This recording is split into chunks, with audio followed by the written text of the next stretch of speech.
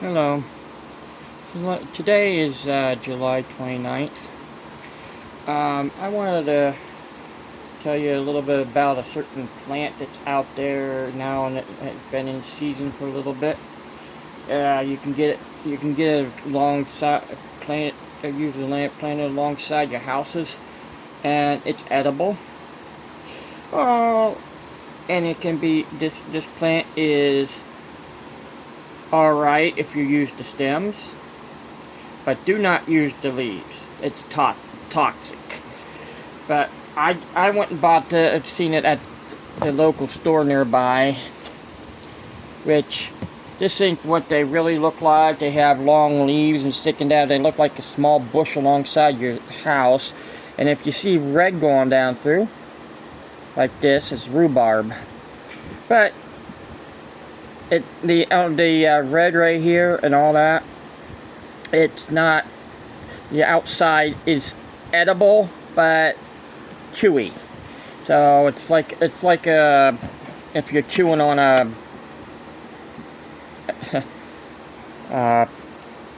gum, like it's better off just to do this and get it off, take it off. You can use this plant called rhubarb, Rhubarb.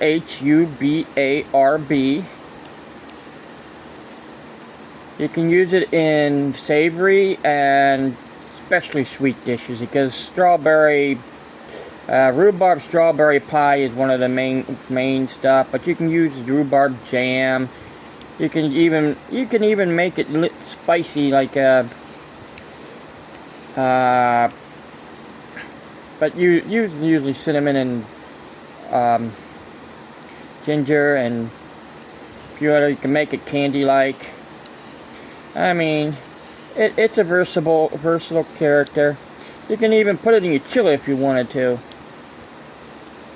But usually it's used in sweet dishes more than it is savory. If you do want to put it in savory, you can make a rhubarb sauce or rhubarb gravy or whatever for your steak and stuff. But you see, you just want to try to get as much of this outer skin off. But it does come in two colors, red and green. So they're both usually on the same plant. But you still want to get the outer skin off so you can eat it a little bit easier.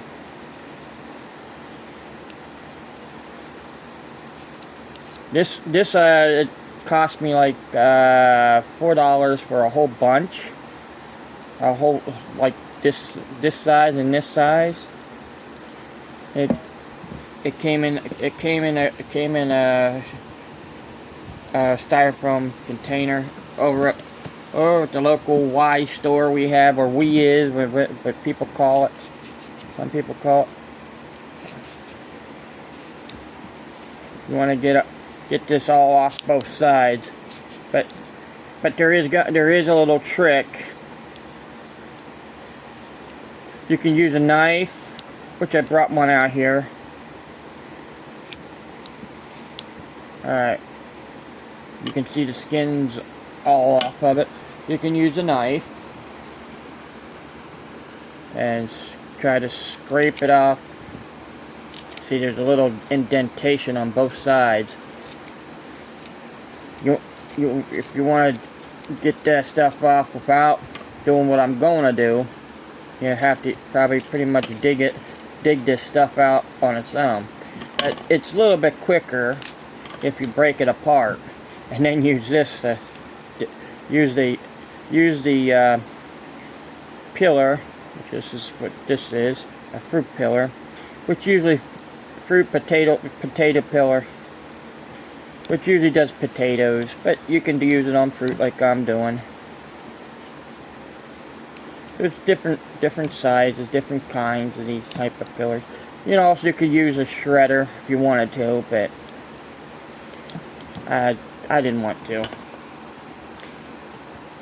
It doesn't hurt. But only thing that hurts right here, if you want to use that indentation, which you'll have to you won't have with this. So you would have to dig this part right there out. Because look, if you try to use your peeler, you're only gonna get the edges, because it's not gonna go down inside the middle. You see what I mean? So you would have to take this in here and take it away from your fingers and dig down a little bit and dig down a little bit this way. Whoop, slipped out of my hands. You don't want that to happen. Or take the tip of the knife and just scrape the top off.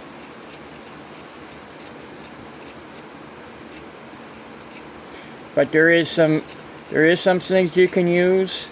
There's some type of mini type of knife and stuff you can use to get that out of there. But if you want this type of design, which I don't care if it's this way or not, but if you're going to use it for a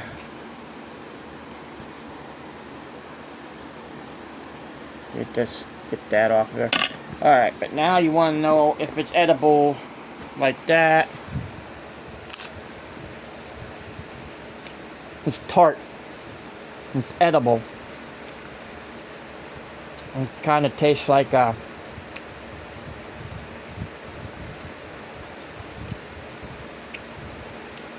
has its own distinct taste. It's mixed between a blueberry and a strawberry. It has a little bite tart taste to it. But if you really want to do, you can use it. So you'll probably, the reason why I only have 2 out, I'm only going to use 2.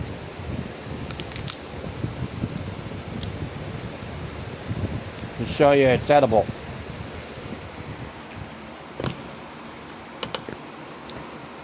Now, these 2 right here, I'm going to cut the where I bit off from right there. From right there. And then I'm going to take these. And make sure you wash them.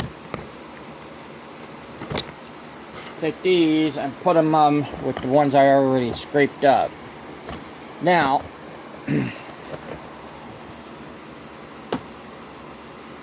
that's pretty much all I'm going to show you for today. I just wanted to. I can make pies and stuff with it. I'm trying to figure out what I'm going to do with it. I'm not sure if I want to make a pie or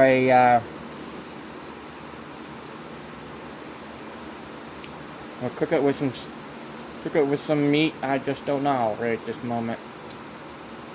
But I had to. You can have it in the refrigerator for a while, so maybe a month. But these plants usually come out here in the summer, and they're usually only out maybe for the late June, July, and August months, and then they start wilting. They are kind of like